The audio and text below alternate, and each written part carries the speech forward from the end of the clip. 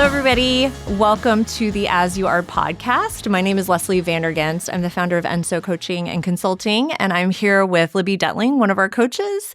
And we are joined today with Adisyn Piles, who is the founder of Freeleaf, a wonderful, wonderful organization that we're going to talk a little bit about today. Yeah. Hi, how are you? Good to be here with y'all. So excited to be here with you. Can you tell us a little bit about Freeleaf, the organization? Yes. So Freeleaf is a social enterprise. So we're a company, we make beautiful hand-knotted products. So they're all based on traditional Asian knotting.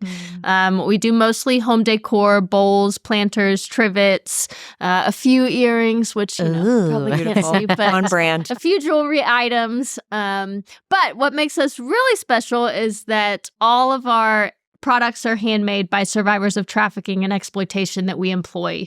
Wow. So we're a social enterprise. We employ survivors, provide full-time employment with benefits, as well as a lot of vocational training. So helping them upskill to be able to grow in the organization. We provide medical care, counseling, really just like a community of care and support for each one of our employees. That's really amazing. I can't imagine what that was like kind of from an infrastructure standpoint, trying to build all of that. Now, are you guys local here, or where are you guys kind of located, or how do you guys run that? Yeah, so there are two legal entities. So there's a LLC here in Austin that buys products from a company in Asia where the products are made.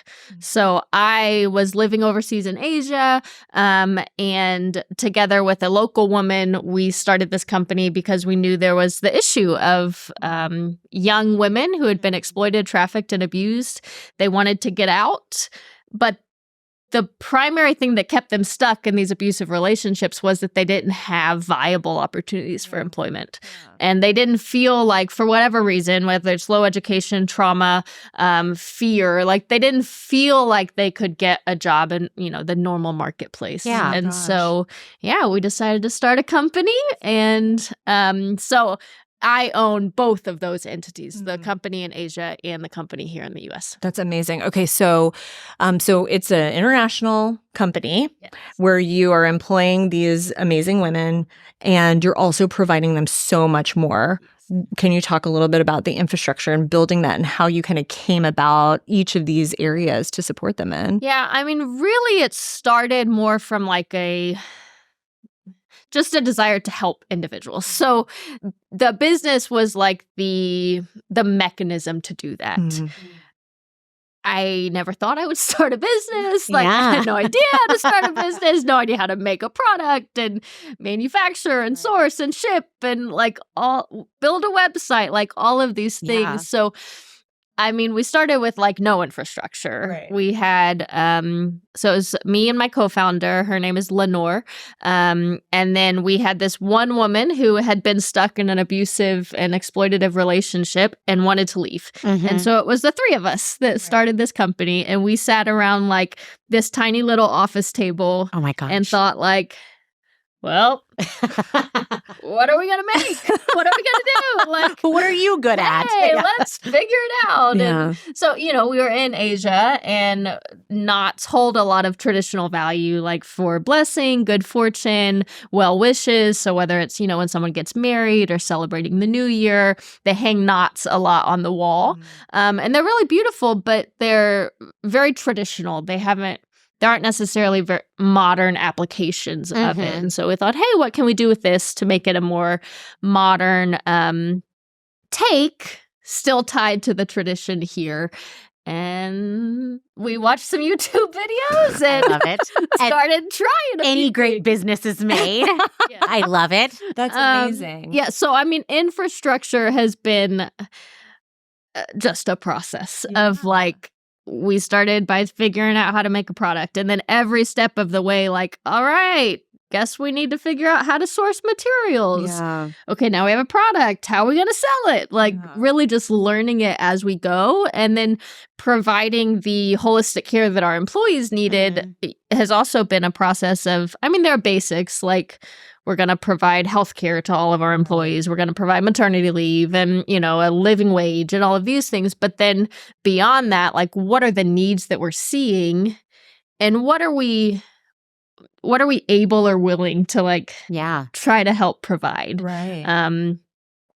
And just develop it as it goes. That's so crazy. So can you talk a little bit about any of the like amazing success stories of some of the employees that you have? Yeah. So the first employee, her name is Yang Yang, and she's the one I mentioned that, she wanted to leave an abusive relationship, but didn't know how. And she trusted us for whatever reason and decided she would come with us. And so that was in 2016.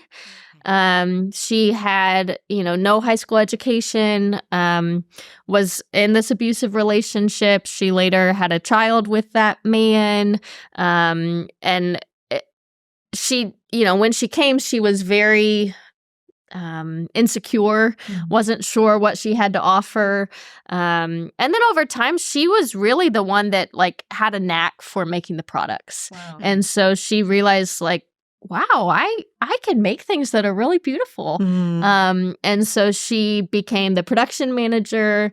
She now helps with design. After she'd been with us for a few years, she was able to self-identify like a lot of the unhealthy dynamics in her marriage and abusive dynamics in her marriage, and decided to leave her, abusive partner, which was amazing.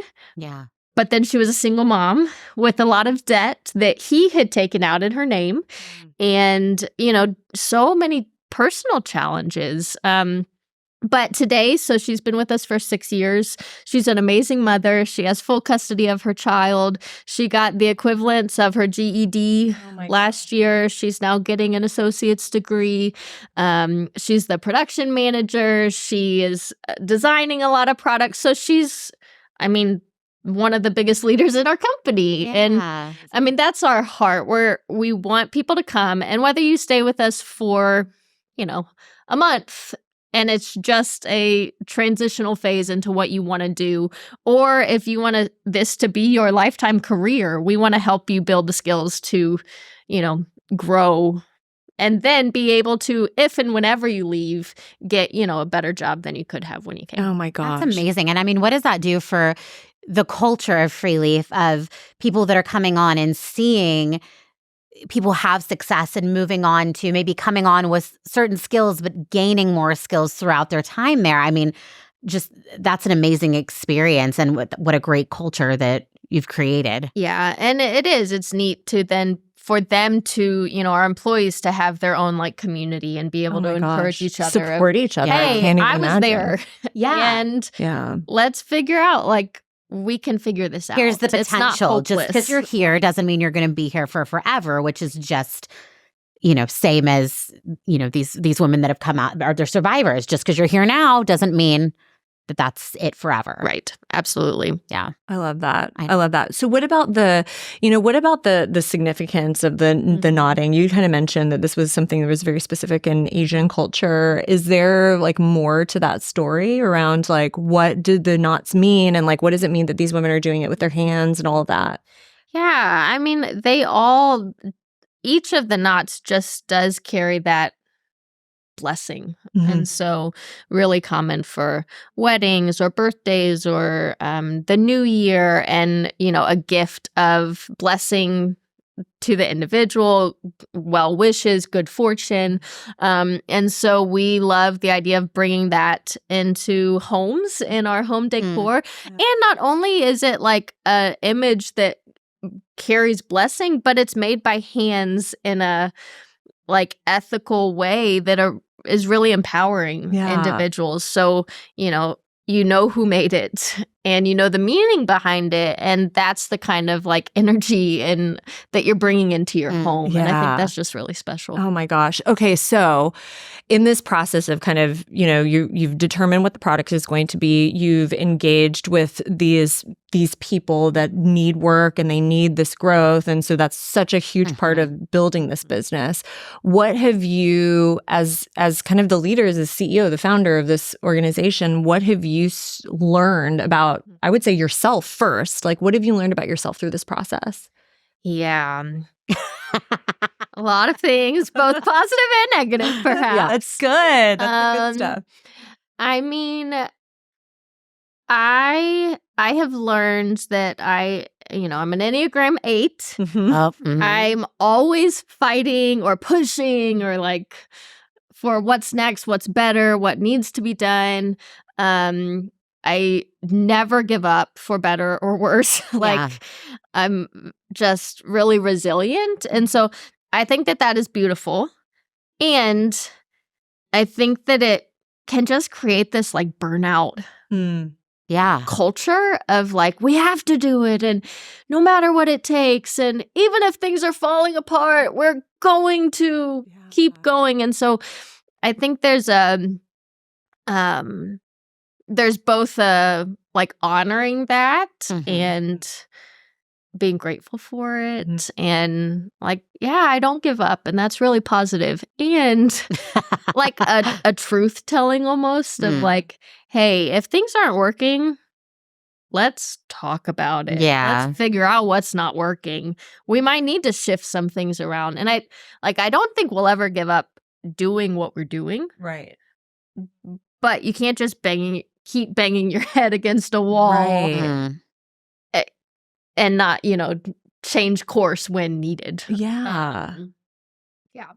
I mean, I can't imagine the balance of, of the desire to push forward and to continue to grow and to continue to serve these women the way that you've been serving them, and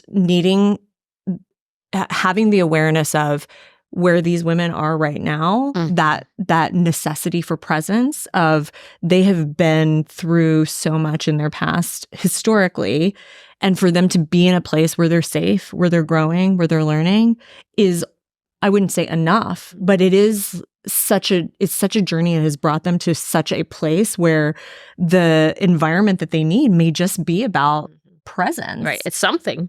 Yeah. It's something that's not what, it's something that's not what they maybe were used to in the past. And so like having the opportunity to just really be present in the moment and to say, let's celebrate where we are right Mhm. now and what has come from, from our past and where we are today is a hard balance, I think, for any leader. Yeah. And like the reality, I feel like the reality check for me sometimes is like I can be really optimistic. I'm this weird mix of like optimism, hope, like we're going to do it. We're going to change lives.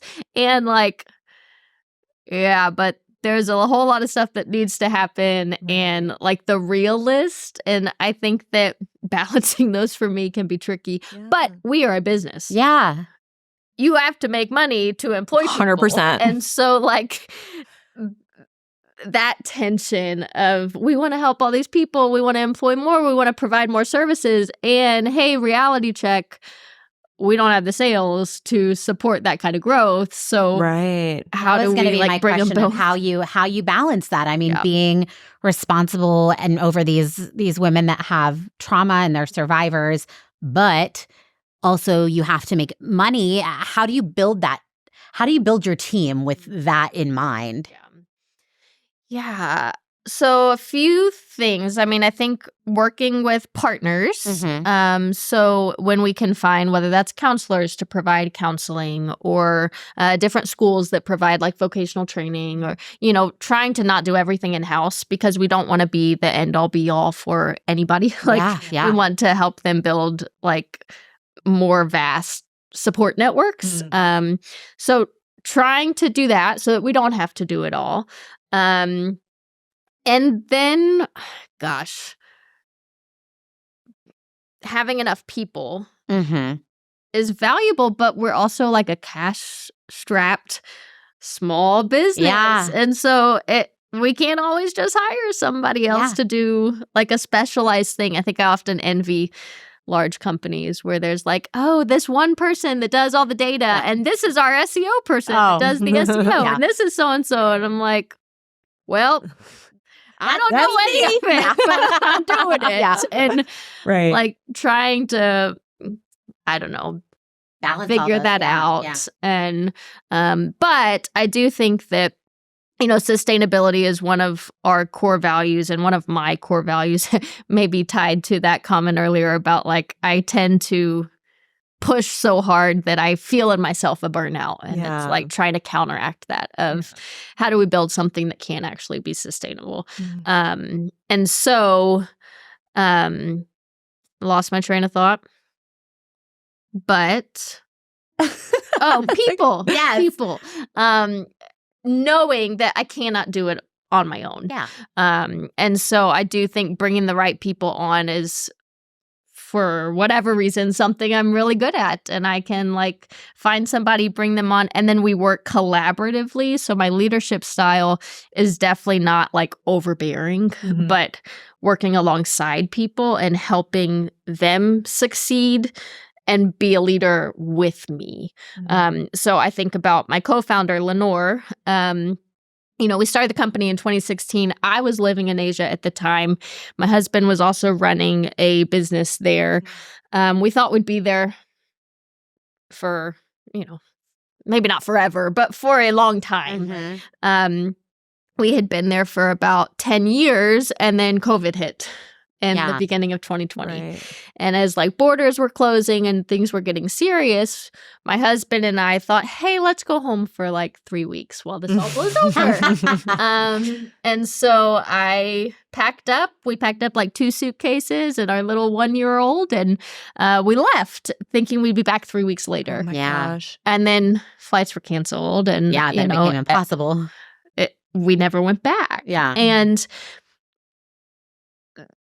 today, like the entire program in Asia is run by Lenore, and the local ladies that are there, that would have never been possible had I not like worked collaboratively with her throughout the whole process, or had I tried to do it by myself without like a local co-leader. Yeah.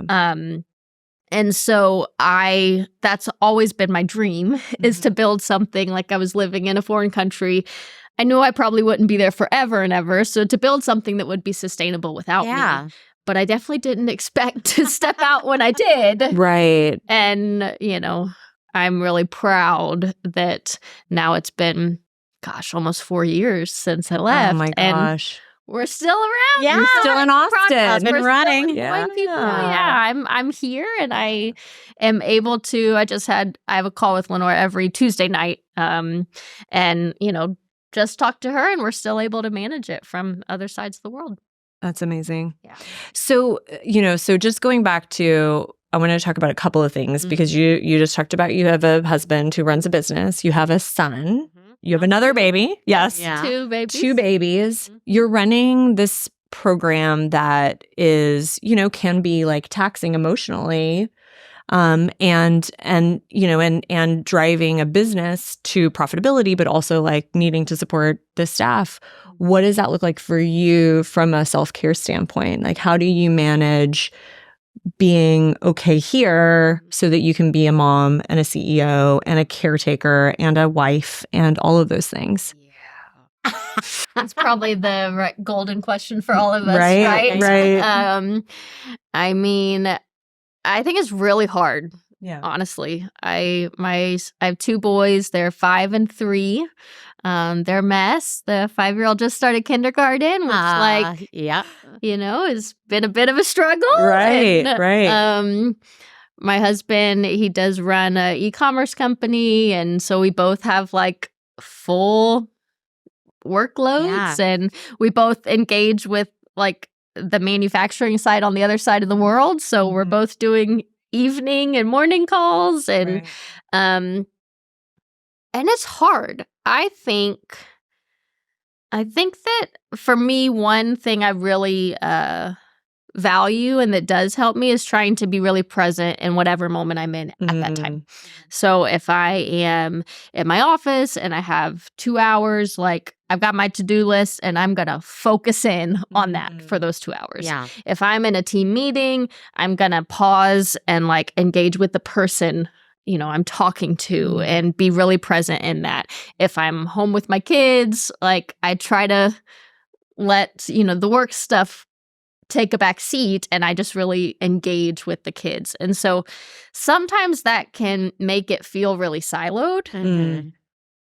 But I do find that I'm able to like enjoy the moments for what they are and devote like my emotional and intellectual energy into like doing and being what the moment needs. Yeah. That's great. That's really great. I mean, the balance of being a wife, being a mother, running a business, taking care of the team is a challenge. I think any business owner, anybody who's, any leader, that's hard. thinking about, how do I like nurture the team in the same way that you're taking care of your family or you're taking care of the clients that you have, is just a challenge. I mean, that balance is really hard. Yeah, and I think finding the help that I need, so like counseling, coaching, like places that I can go, because in so many of the spaces I'm the leader. And while I seek to be like a transparent, authentic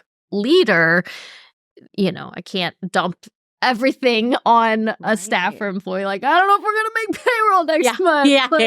I'm not going to tell you that, but I'm a little bit nervous. Right. So having spaces where then I can go and say that transparently 100%. To a coach or to a counselor of like, I don't know why we're doing what we're doing. It doesn't feel like anything is getting better. Yeah. That's, so having spaces where I can be really honest and transparent and take care of myself. Yeah. Allow me to show up in the other spaces. Yeah. I mean, you're hitting on something that's really real, right? Which is like sometimes the leadership like hat that you have to wear all the time is a hard one to carry, and like working to be optimistic, like you said, you're this optimistic leader who's like constantly driving forward. That can be exhausting, and like taking that time and surrounding yourself with people who are not necessarily relying on you, but are people or humans in your life that can be your partner. And let's figure out like what's next and how we move forward when you don't have the answers anymore. That is, I think, such a huge burden that counselors and coaches can carry with you. And they also like give you different perspectives that you're not necessarily always thinking of top of mind, right? That's just one of the great benefits of it. Yeah, and then skills, like a coach that can help me tactically figure something out. Yeah, right. Like I'll have people give me advice all the time. Like, hey, you should figure out how to build an Excel sheet for that. And Great, like, thank you for that. I guess I'll go watch know what YouTube I don't know. video, like, and spend hours trying to figure this out. Thank you, YouTube, right? But like having somebody that's like, hey, you need to, figure out how to project these numbers better. Let me help you with that. Yes. I'll get you a sheet, by the end of the week. And then it's Break at it least a down draft that I can work with, but it's tangible help. Right, exactly. Thank God you can not just one more thing that's added to your list that you need to do right now, but like, let's just work through and solve this problem, right? Oh my gosh. The way forward. Totally. The way forward is. Yeah. Exactly. I mean, I am curious because you did bring up COVID. What was that like for the business? Because that's been a hard thing for a lot of companies to maneuver, and I mean the ones that survived through all of that. I'm always curious about how that impacted the business, and then what the result of that was. Yeah, I mean it threw us on our head completely. Yeah, I mean I was now in the States, no longer there. And so that affected every process. Like I was designing in the same office that we were doing quality control. And now I was on the other side of the world trying to do those things. Also, our team was in Asia. So lockdowns were going on for years. And so the office would just close for like 3 weeks or a month and nobody could get to it. And so it was just chaos. Right. You couldn't plan anything. You couldn't. And there were times where it was like, I don't know how we're going to make payroll. I don't know how I'm not sure if we can survive. Yeah. And I was talking to like a counselor about what are the ethics of like, when do you pull the plug? Because I'm the pusher, right? I'm like, we're going to make it. We're always going to make it. Yeah. When do you say maybe we're not? And I think we managed to make it, like scrape by the skin of our teeth. Right. And in that process, it forced us to be more real about these are our these are our projections. Hey, these are our numbers. These are the systems that are not actually working super well. Oh my gosh. How do we make those better? Like, what is it? How do you eat an elephant one bite at a time? this is a huge problem. Pull back the curtain But on the things. what's the one thing we can do to like help, and prioritizing, because it was so overwhelming of like everything is going wrong. Okay. Talking to a coach to help figure out these are the like 8 areas of problems. These are, the 10 things under each of those. How are we going to make progress in this one? What can we do in the next week? Yeah. And, just slowly building. I brought on, so, there was all the Asia stuff, but I had also brought on a director for the Austin company. Mm-hmm. Because again, I thought I was going to be back in Asia and I needed someone here to run things. Right. And so she came on in March full time, getting right in the middle of COVID. Oh my goodness. But bringing her on and then figuring it out with her, I mean, today she does so much, and she's a big reason why we're still around. So like, I don't know, figuring out how do we push through. How do I balance my, like, I'm always pushing with, I don't know what's, like, how much can we do, the realism. But through that process, I think it brought my team closer together. Yeah. And we are committed to doing what we can do. Yeah. So then 2021 and 2 were actually really good years for us. I think a lot of e-commerce companies saw the same thing, like people are home shopping and looking for like excitement because they're bored. And so we did, sales grew a ton. Oh, that's good. For those few years. And then this year, I think a lot of us are like, things are kind of slowing down. And so it's always a process of then reevaluating. Okay, what worked really well then is not working as well now. What do we need to change? Yeah. And, So when you think about the business right now, like what's the biggest challenge that you see for what Freeleaf is doing? Yeah.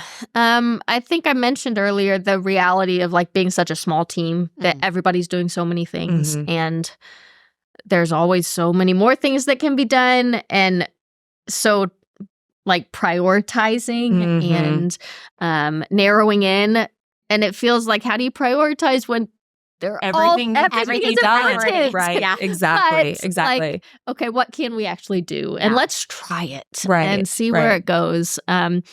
There's that. I think a lot about that phrase, like jack of all trades, master of none. And I'm like, I do everything, but I don't do anything well.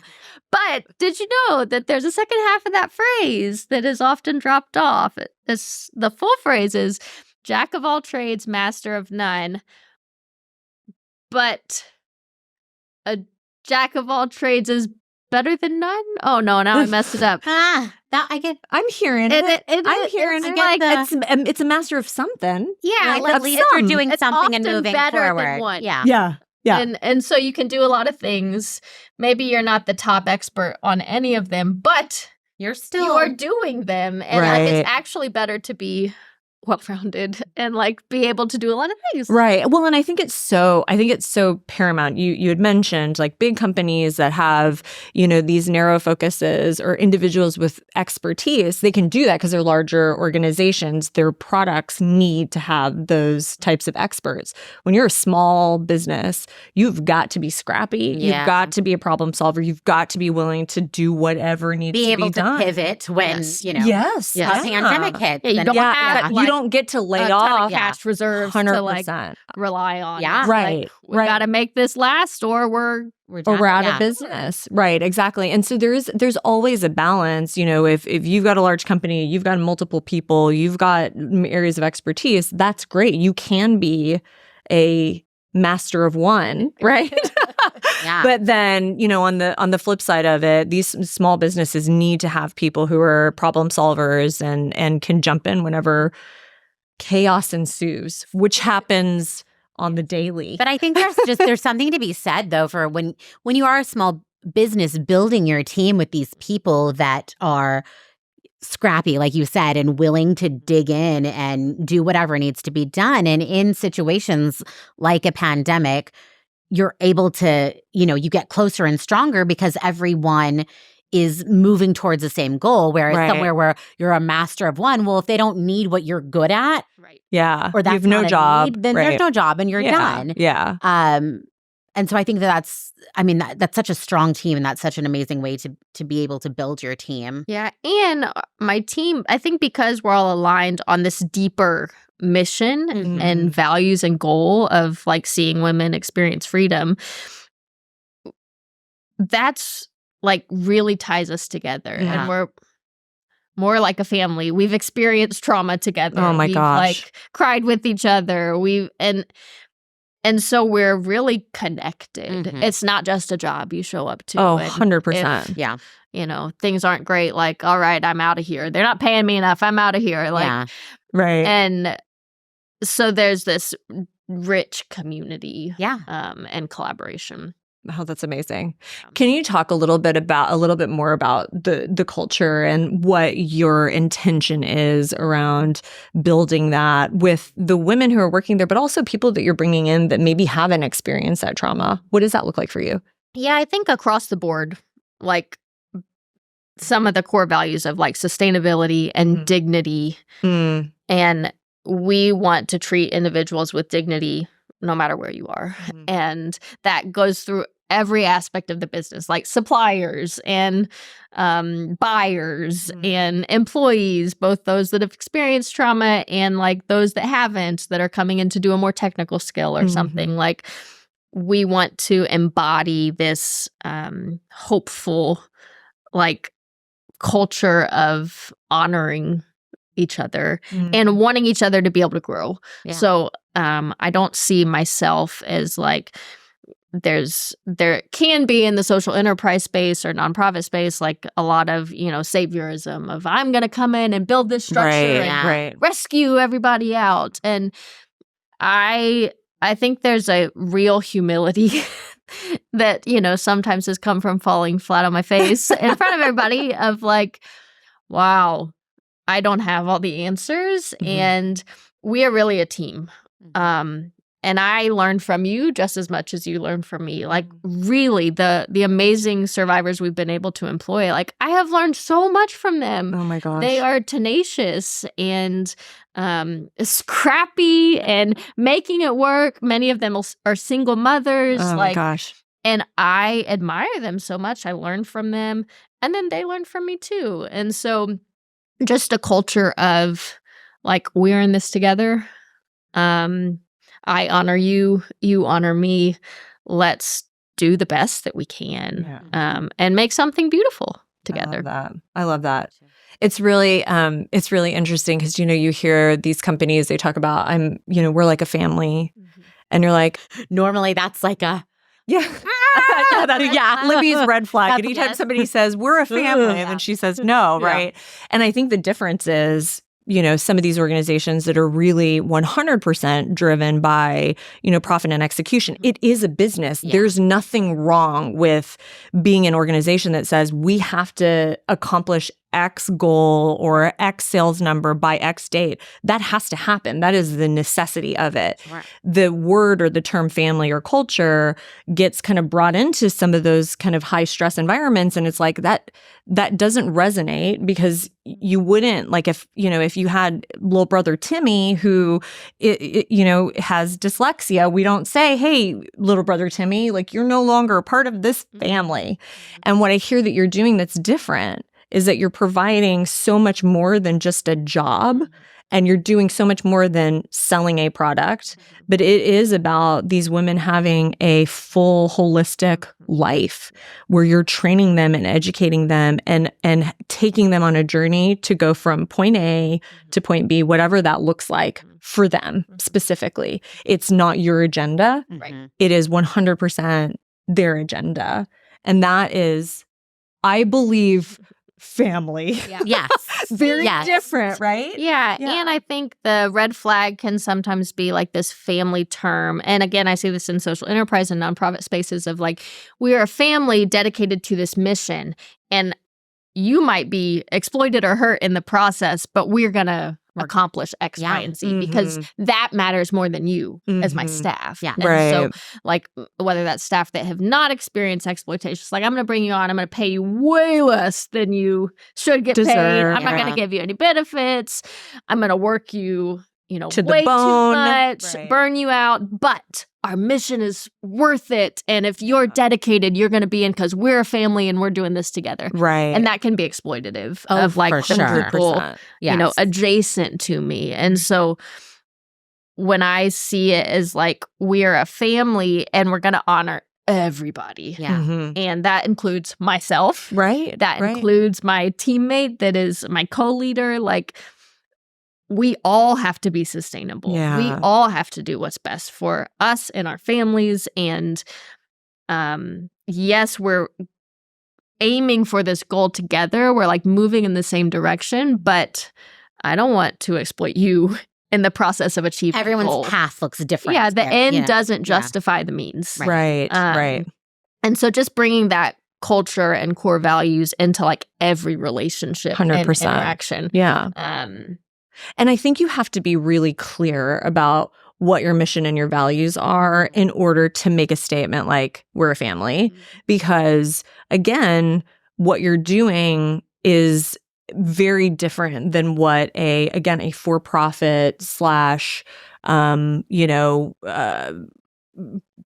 giant corporation or a company that's trying to grow and infiltrate some industry. That is a very different environment and a very different agenda.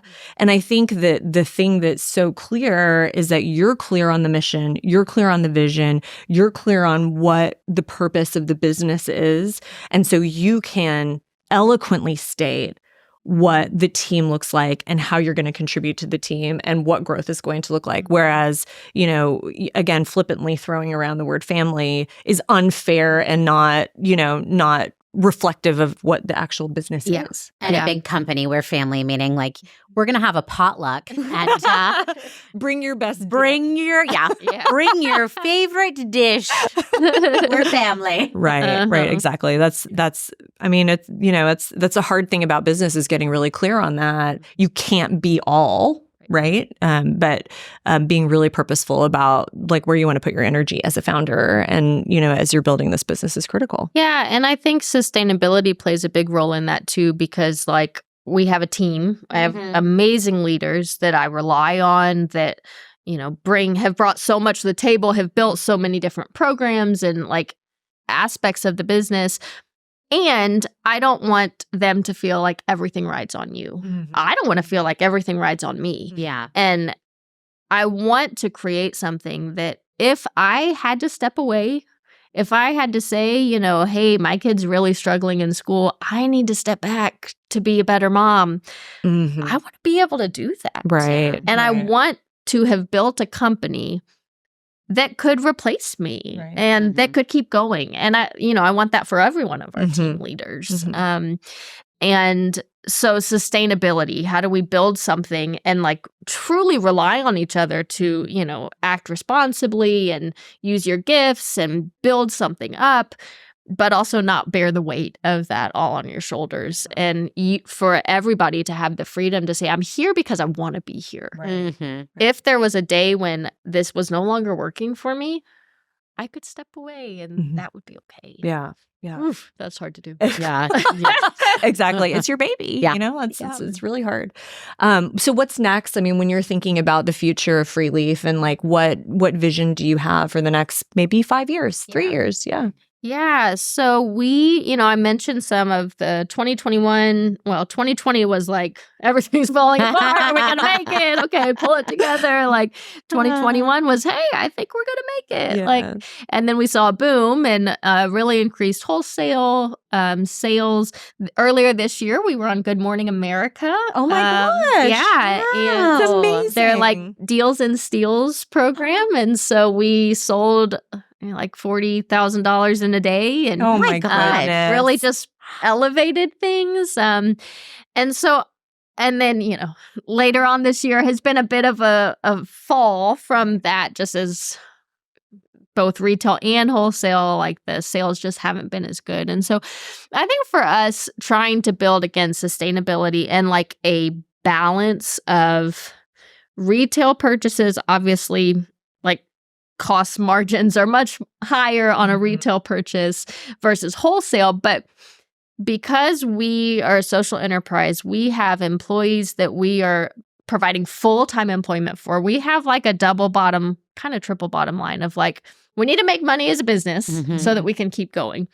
We need to sell enough products or retail so that we can like make that profit margin and, you know, make money off of each sale. Yeah. But we also need to move a lot of product because Yeah. we have, you know, 7 full-time employees Right. that have to make products. Yeah. And we're paying them to make products. You're and not just you're paying them to make products, but you're also paying for their care and Right. paying for their education and paying for so many other things that a lot of Such an companies investment, aren't. yeah. Yeah, we're not just like hiring temp workers Yeah. to come on when we get a big order. Right. Like we have to have some kind of stability in, you know, a full-time production team working 40 hours a week. And so like balancing that retail wholesale and getting we've got about 170 small boutiques in the country that Amazing. buy our products wholesale and then sell in their shops.